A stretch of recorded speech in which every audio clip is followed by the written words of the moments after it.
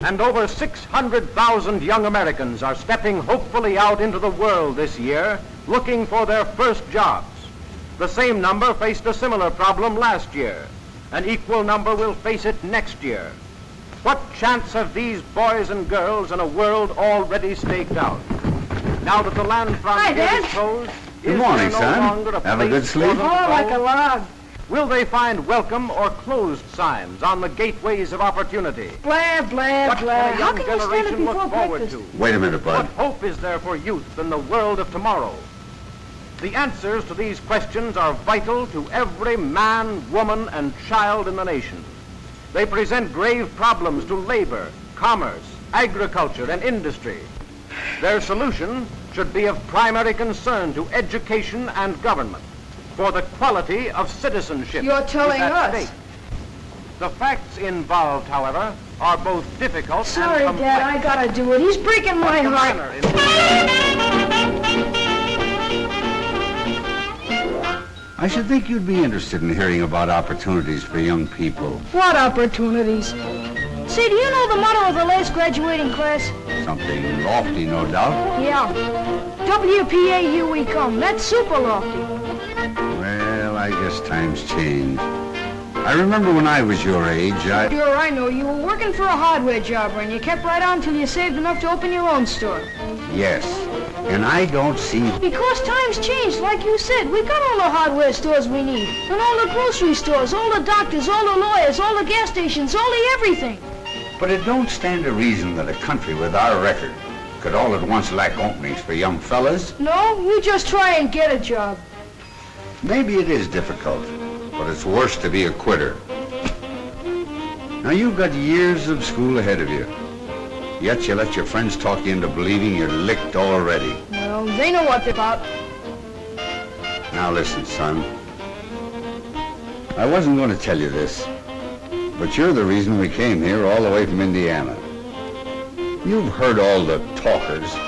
Now I'm going to show you the doers. That's why I brought you and your mother to the fair. Holy smoke, the fair! I forgot where we were.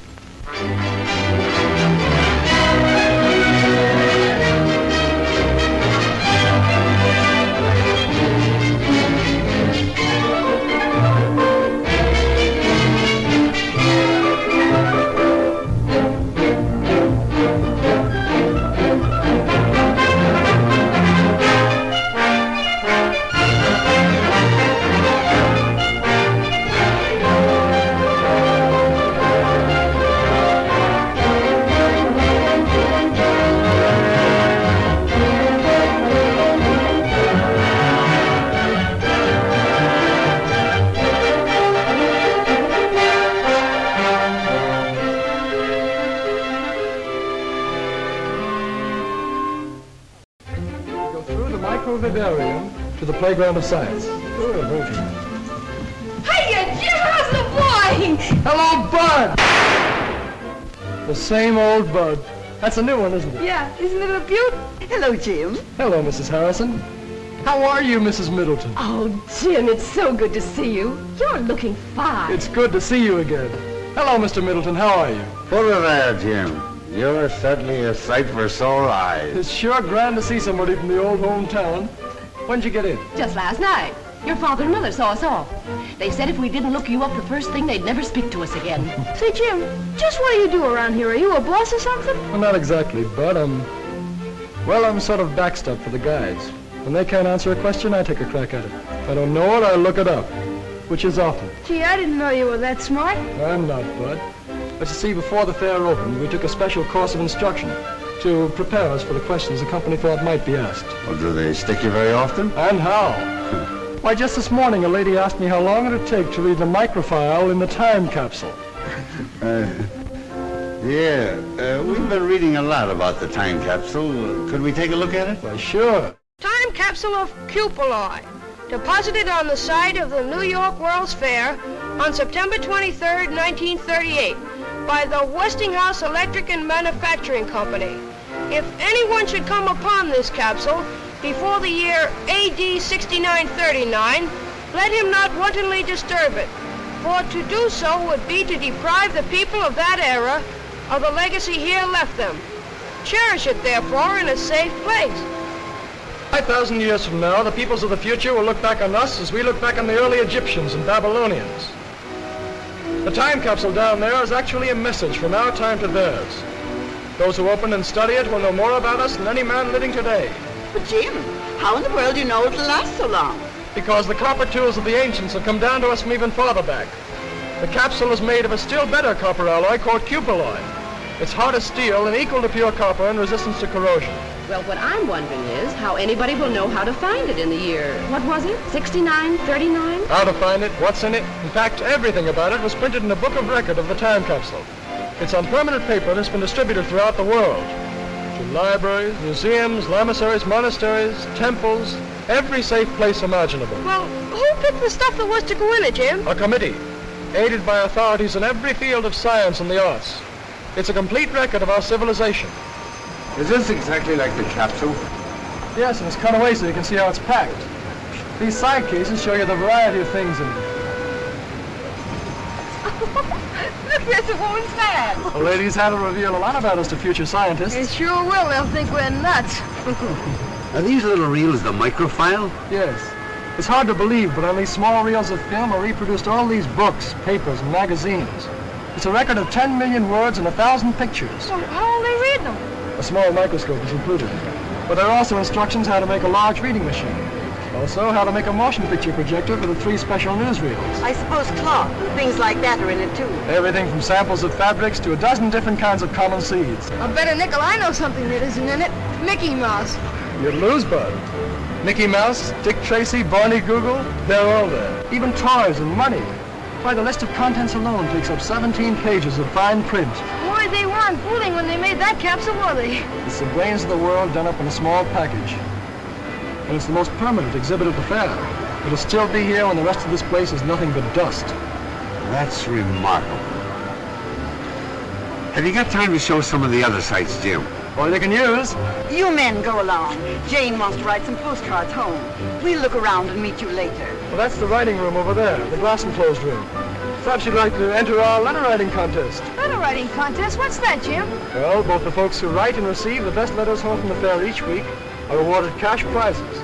The winners are announced every Sunday evening during our Letters Home radio program. Say, see if you can get me the dope on that contest while you're over there. I might just as well have some of that cash as the next guy. Pretty sure of yourself, aren't you, Bud? Well, they can't shoot you for trying. Well, looks like the shop of old Watch the Birdie Schultz. Remember him, Jim? 6 deluxe portraits for $1. You'd better take another look. He never had a camera like that one. That's a television camera. Holy smokes, does it work? Of course. You go down there, Mr. Middleton. You can see and hear Bud on a whole row of television receivers. You better be good. Bud, this is Frank Wells. Frank, this is Bud Middleton from the old hometown. Hiya, Bud. Hiya. Now just act and talk naturally. Oh, is it going? It's on. Hiya, folks. This is Clark Gable Middleton speaking. As you can see if you've got your television sets turned on. What state are you from, Bud? Indiana, the greatest state in the world. And if Grover Whalen's listening in, New York's okay, too. Well, what do you think of the fair? Well, as a guy I once studied about said, I came, I saw, and I'm almost conquered. How am I doing, Dad?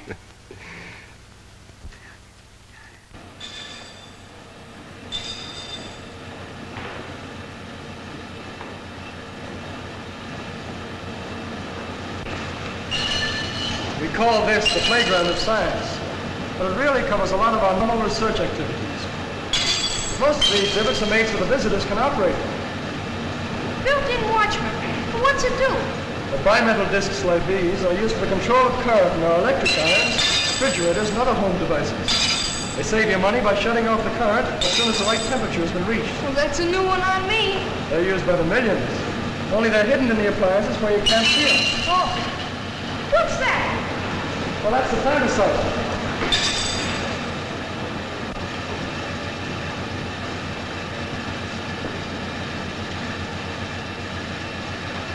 Say, Jim, don't you ever feel bad about passing up that chance to play pro football? Well, once in a while, I get the urge to plow into a line. But outside of that, there's more kick to this game. Oh, you don't have to kid an old friend of the family. I guess it must be pretty interesting. What gets under your skin about research is the attitude of the men in the labs. They work on the principle that nothing is impossible. You hear that, Bud? Oh, sure, but I don't believe it. Open your eyes, Bud. The proof's all around you. Why, the whole fair is a product of research. Uh-huh.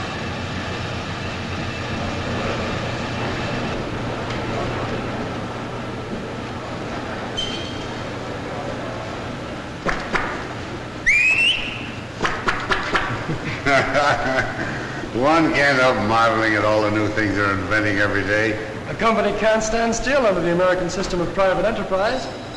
It has two ways to go, back or forward. If it can make better products than the other fellow, it moves ahead. If it can't, the other fellow gets the business. But in either case, the public benefits. You mean in better goods? Yes. That's where fellows like me come in. In our research labs, we have four main jobs. We must constantly improve our existing products, so more people will be enabled to buy them. We must try to lower their cost by cutting waste of effort and material. Then we must anticipate the demand for new products before people realize they need them. Well, that's only 3 jobs, Jim. I kept count. And the last is industrial prospecting. Like prospecting for oil or gold. Sometimes we hit gushers, like radio, mechanical refrigeration, or air conditioning. Then 100 new industries spring up and thousands of new jobs are created. And another boost is given to our standard of living. Just remember that, Bud. Well, here's something else that might interest you, Bud. Here's the oscilloscope.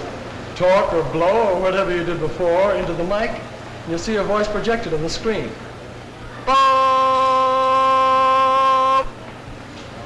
Tell me, Jim, do you honestly believe that industry can make enough jobs in the future to take care of the young people that are coming along?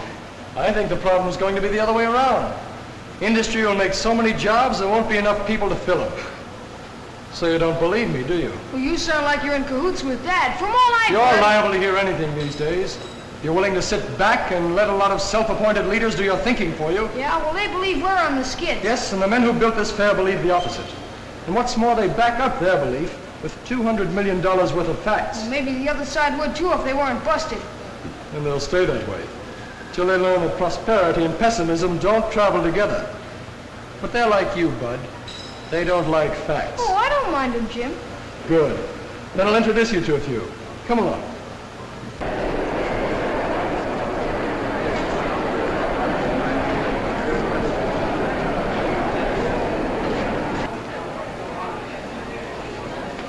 Here are some people who believe in finding out things for themselves. These boys and girls are all members of the Science and Engineering Clubs. They're sponsored by the American Institute of the City of New York to encourage the scientific knowledge of young people. The movement's spreading over the whole country. Now, this is the kind of a thing that appeals to me. Do these same kids stay here during the whole fair, Jim? No, there's constant rotation. Each group stays here only a short time. Altogether, about 1,000 of them get a chance to use the lab. You know, Jim, the children seem to think that I'm an old fogey. But I just can't help believing that our welfare is rooted in character, not in panaceas.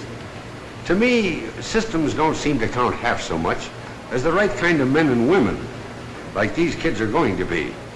You can get my vote on that any day. No system can make up for bad citizenship. No, sir. Well, I think I'll go find Mother and Jane. I'll see you at lunch. All right, Mr. Middleton. I'd like to show Bud a few more things. He's a pretty hard fellow to convince. Yeah, but I think he's weakening. So long, Dad.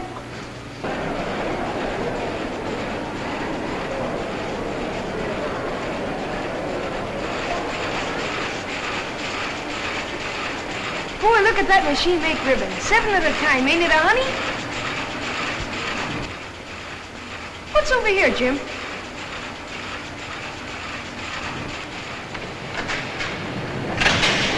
What is it, Jim? Look at that thing go around.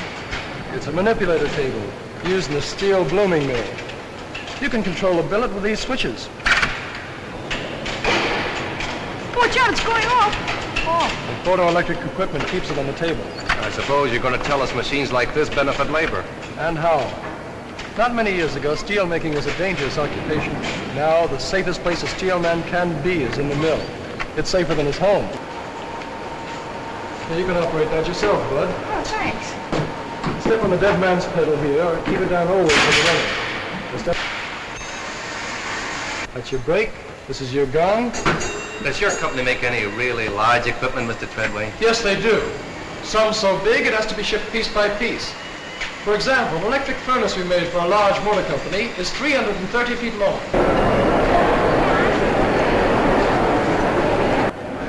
And so, ladies and gentlemen, with a great deal of pride and pleasure, I present to you Electro, the Westinghouse Moto Man.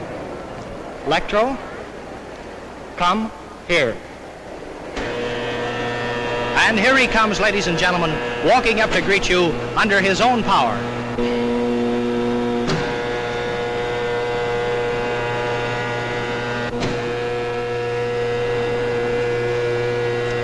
Stop.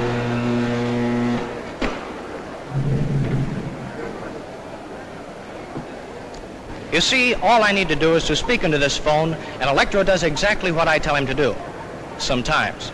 But I don't see why I'm telling Electro's story when he's perfectly able to tell his own. So let's listen and see what Electro has to say to us today. All right, Electro, will you tell your story, please? Who? Me? Yes, you. Okay, Toots. Ladies and gentlemen, I'll be very glad to tell my story. I am a smart fellow, as I have a very fine brain of 48 electrical relays. It works just like a telephone switchboard. If I get a wrong number, I can always blame the operator. Thank you. And by the way, I see a lot of good numbers out in our audience today. Electro, behave yourself. Quiet, please. I'm doing the talking. I'm sorry. That's the most remarkable thing I've ever seen. Boy, what a guard that guy'd make on my football team. Now, Electro, a moment ago you were bragging about being able to count on your fingers. Do you remember that? Well, we're going to find out about that. Now, do you remember how many children were born at the same time to a certain family up in Canada? Do you remember that? All right, let's see if you do. Count them on your right hand. 1, 2, 3, 4, 5. 5? Well, that's absolutely correct. Why, he's almost human. If he wasn't so big, I'd take him for an engineer. All right, now, Electro, I know you enjoy these, and I'm really going to try to give you a nice pleasure out of these. So here you are. You got that? Now, hold on to it. You may now smoke this cigarette. Go on. Oh, yes, Electro, you do need a light, too, don't you? All right, here you are.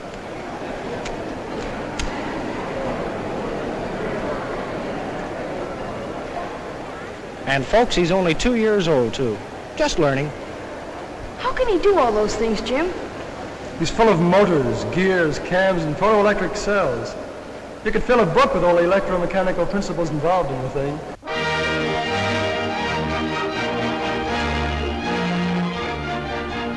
Thank you. And now, the fourth winner in our Letters Home contest, a very young man from Riverdale, Indiana. Dear old Indiana, garden spot of America, Mr. Bud Middleton.